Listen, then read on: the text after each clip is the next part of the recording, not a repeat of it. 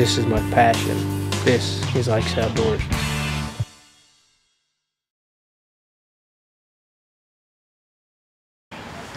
Hey guys, Ike here from IkesOutdoors.com. I got an email from a viewer, and it's a really good question, and it's one that it's easier for me. I hate to type, so it's easier for me to do this on a video format. And this guy's name's Chad, and Chad asked such a good question that I thought the best way for me to answer it, and answer not only his question but everyone else's at the same time, is to make a video. So Chad, this video is in response to your question. And Chad sent me an email. He recently got permission to hunt a new piece of property, and he asked me, other than the obvious stuff, which is scat, tracks, old rubs, and trails, you know, what kind of stuff do you look for when you go onto a new piece of property to hunt? And that's a very good question. I'm actually going through the same thing right now. I got a new lease, got away from a group that I was hunting with, and I've got a new lease found, and I'm going to be hunting a new property this year. So I'm experiencing the same thing, and actually just did this the other day. The things that you're going to look for, besides the obvious, are your food sources, your bedding area, and your terrain. And it's pretty easy to identify these three things. The terrain, before you even look at a piece of property, before you even walk onto a piece of property, you can go to Google Earth and you can find a piece of property on there, and you can do topographical maps, and you can kind of see how the lay of the land falls. If it's a nice flat piece of property, then like the one I've got, then terrain's not going to be a factor. If it's got a lot of hills, a lot of steep slopes, and a lot of valleys, a lot of draws, then those draws and those valleys are going to be a factor as far as how the deer travel. So terrain is going to make a difference in how the deer move across the property. So that's something you're going to want to look at. You want to look at the terrain and kind of see where the deer are going. They're traveling on top of the draws, on the bottom of the draws.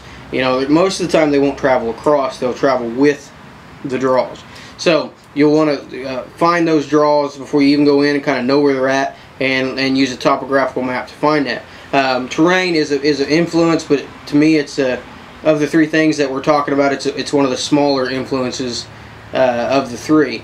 The other two things that we're going to look for when I go onto a new piece of property is the food source and the bedding area. Now the food source is not always easy to find. Sometimes it's on your neighbor's property. Sometimes you got to kind of look across the fence. You know, definitely don't trespass over there, but go to the fence and look over there and see what's over there if you can't find food sources on your property. But go to the biologist in your area, the conservation officers, or the local ag extension office. We've got one here in Jasper County, right up at the courthouse here in Carthage. And I go up there, and they've got all kinds of literature on the deer in our area, and they answered all kinds of questions for me. And they have actually had a book on all the native trees to Missouri, and what kind of trees that we have around here, and what kind of fruit that they produce as far as acorns, and what eat them, you know, things like that. So there's a wealth of information at your ag extension office or with your conservation office about what the deer are going to eat. You know, other than your obvious stuff, which for me, I'm leasing 120 acres, or trying to, and it's all agriculture. On the owner's side, he's got winter wheat in now, and he's got beans that are going to go in after the winter wheat. On the neighbor's side of the fence, like I said, I just went over to the neighbor's fence and just poked my head over there and just looked around. Don't go on their property unless you got permission, but just go to the neighbor's fence and look around. When I went to the neighbor's fence, both the neighbors on this property have corn planted.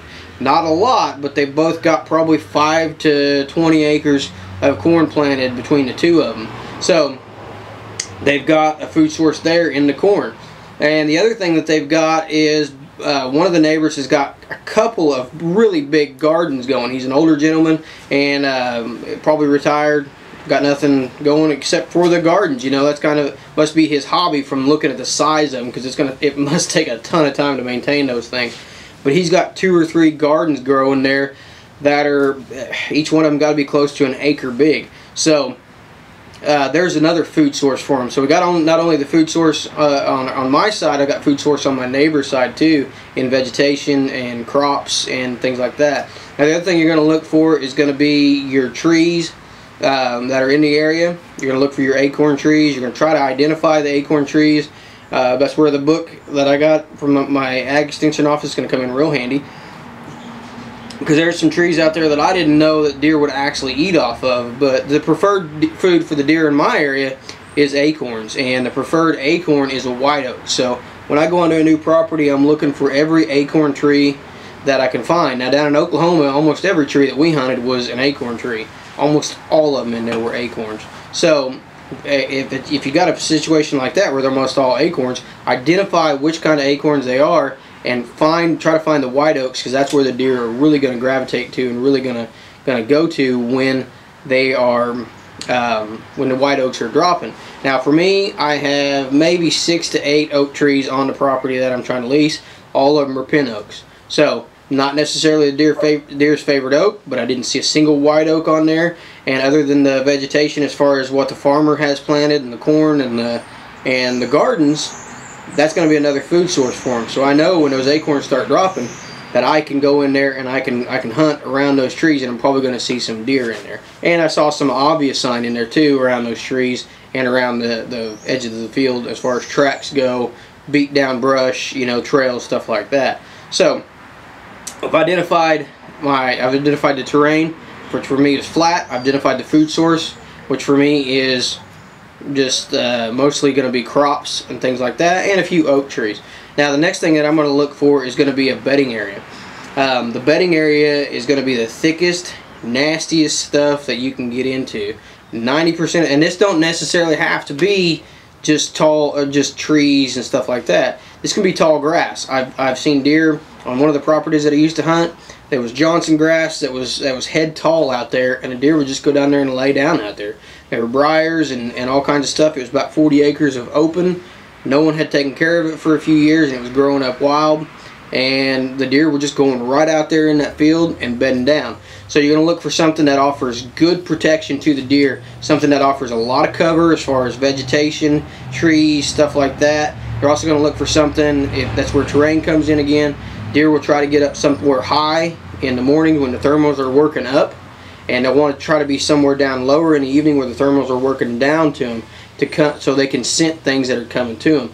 So they're going to be in those kind of areas to bed down, and it's pretty easy this time of year. I can walk right into a bedding area. If I don't know it's there, I can walk right into a bedding area, and that's not always a good thing. I'd rather do it this time of year than early, or than when it gets closer to season. But if I can't find an obvious bedding area, if I stumble into one, you're going to find places in there where the deer have been bedded down, where the vegetation is actually laid down, and there's going to be an imprint of where the deer have been laying in there. So that's going to give you a good idea of where their bedding area is going to be. If you don't have to go in there, great. If you can identify it without going in there, that's another great way of identifying it, or another great way of telling where the deer are going to be is finding their bedding area. Kind of lost my train of thought there, but those three things are things that I look for when I go in and scout a new piece of property: the terrain, the food source, and the bedding area. And the terrain, all the terrain tells me is how the deer are going to move across the property, what direction they're going to travel, and things like that. The food source and the bedding area are the two key things that really look for in there, because if you can find where they're sleeping, you can find where they're eating, you can set up and you can ambush them. So those are my tips for scouting a new piece of property. Those are the three things that I always look for. And when I find a piece of property like the one I've got now, I found those few things. I think I know where the deer are bedded, and instead of going in there and trying to see if they're bedded, what I'm going to do now is I'm going to start glassing. If you've got time and you've got an area that's open enough, I'm going to go out there. I'm going to sit on that field when it comes to about 2 hours before dark, and I'm just going to sit there and I'm going to watch. I'm going to find where the deer are coming out of, and I'm going to try to find where they're moving to. Another thing I'm going to be doing is I'm going to be putting out corn, just like the email that Chad sent me. He's going to be putting out corn. He's going to be putting out mineral. I'm going to be doing things like that. And I'm going to be doing that not because I'm going to try to draw them to that spot, which Chad, that's what he's going to be doing, because his situation is different than mine. What I'm going to be doing is trying to draw them to that spot so I can get pictures of them. They've got tons of food elsewhere. I'm just going to try to get them to come to that spot enough to stop and I can get a good picture of them, and I can see what's out there. So use your trail cameras, use the technology that you have available. So those are the tips that I have for that's the approach that I take when I'm scouting a new area. Those are the things I look for, other than the obvious signs, which are going to be deer themselves, tracks, scat, you know, old rubs and things like that. They're going to tell you where the deer are moving. So thanks, Chad, for the email. If any of you other guys got questions, be sure to send me an email at ikesoutdoors@yahoo.com. And for more product reviews, how-to videos, be sure to check out our website, ikesoutdoors.com. Appreciate you guys watching.